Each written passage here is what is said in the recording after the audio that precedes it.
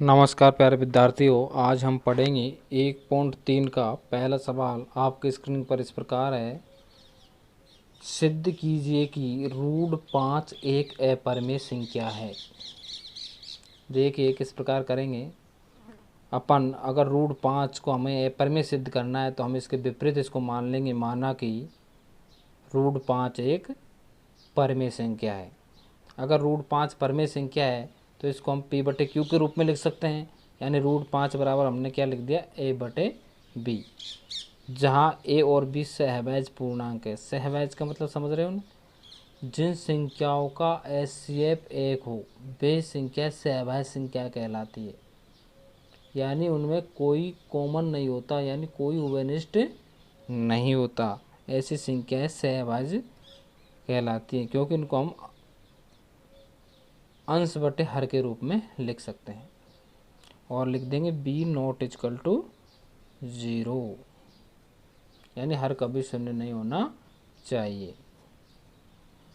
अब देखिए आगे, दोनों तरफ हम क्या करते हैं, वर्ग।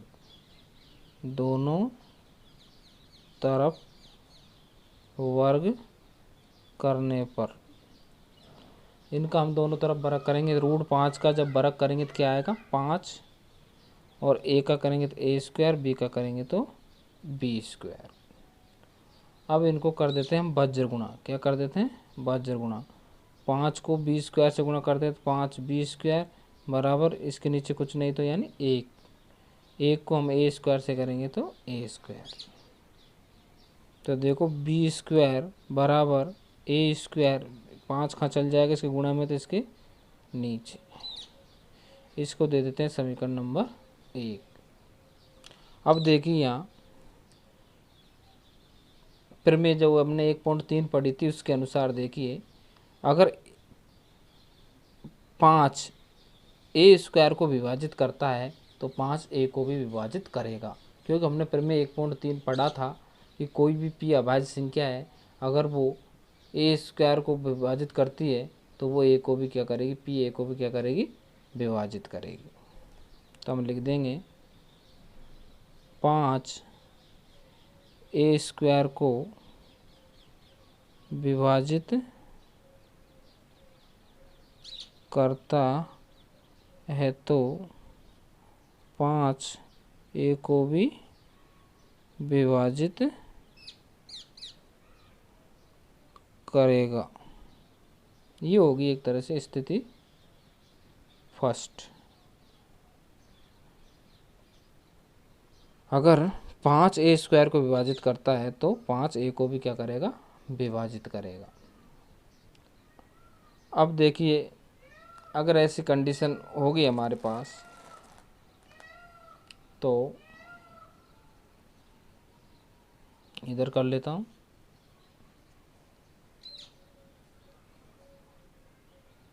लाइन खींच देता हूँ।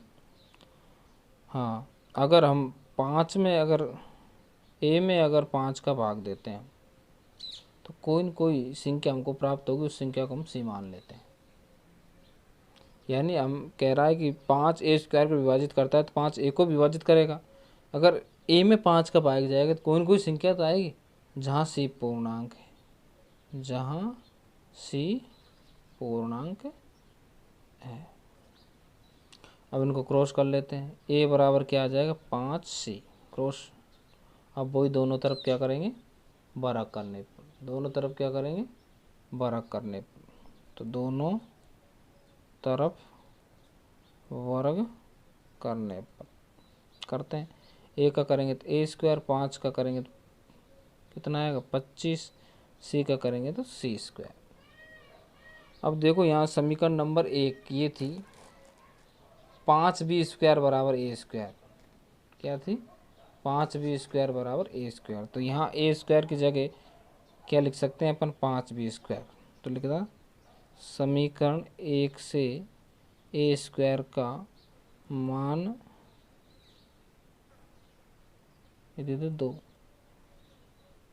समीकरण 2 में लिखने पर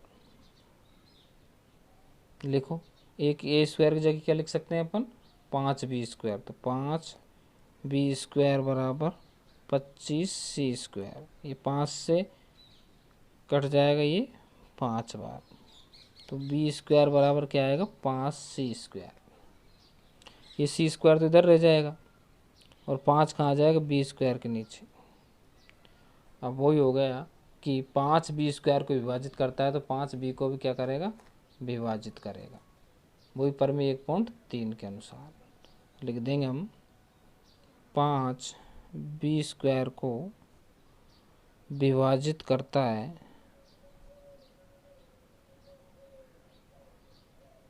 तो 5 b को भी विभाजित करेगा। कौन से परिमेय के अनुसार, 1.3 के अनुसार। ये होगी स्थिति सेकंड। अब देखो हमने जो कल्पना जो की थी वो क्या की थी, a और b सहअभाज्य पूर्णांक है, यानी a b में एक के अतिरिक्त कोई उभयनिष्ठ गुणनखंड नहीं है। जबकि यहाँ देख रहे हैं a में 5 का भाग जा रहा है, b में 5 का भाग जा रहा है, यानी a और b का 5 एक क्या आ रहा है, गुणनखंड आ रहा है, उभयनिष्ठ गुणनखंड। तो जो हमने जो माना था वो बिल्कुल क्या हो रहा है, गलत हो रहा है। तो अपन लिख देंगे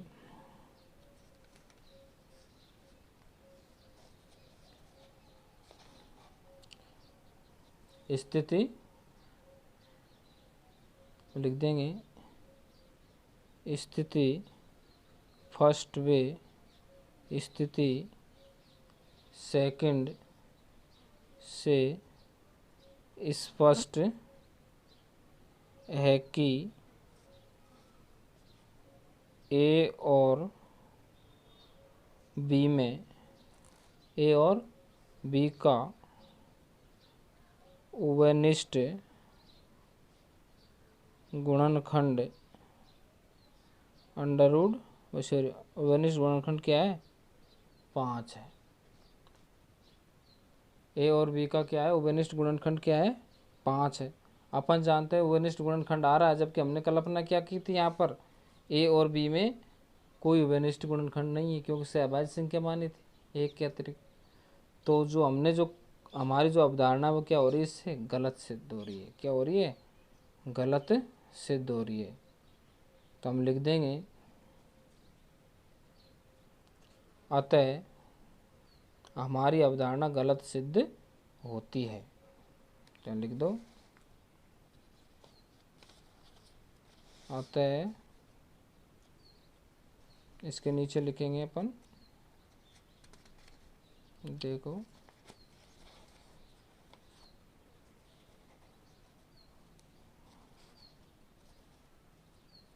अतः हमारी अवधारणा गलत सिद्ध होती है, इसलिए √5 एक अपरिमेय संख्या है। यही अपन को क्या करना था, सिद्ध करना था। तो इस प्रकार हम इस सवाल को हल करेंगे।